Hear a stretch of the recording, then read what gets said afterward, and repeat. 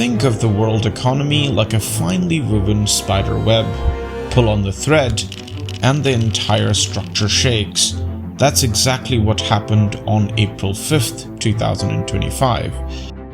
President Trump announced a 10% reciprocal tariff on nearly all imports. Starting tomorrow, the United States will implement reciprocal tariffs on other nations.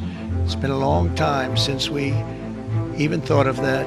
But we will charge them approximately half of what they are and have been charging us. So, what was his goal?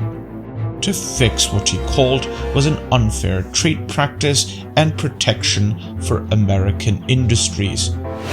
So why would a tariff on steel and electronics shake up Bitcoin's price?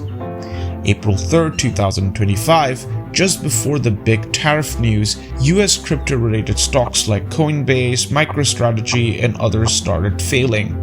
Then came April 9, and everything changed again. In a surprising move, Trump paused most of the tariffs for 90 days. somebody had to do what we did, and I did a 90-day pause for the people that didn't retaliate. And that's what I did with China, because they did retaliate. But there was one big exception: China. Instead of a pause, tariffs on Chinese goods were hiked up to 125%. Some say it was up to 145%. The Trump administration put tariffs of 145% on most Chinese imports earlier this month. Beijing later responded with its own 125% tariffs on American products coming into China.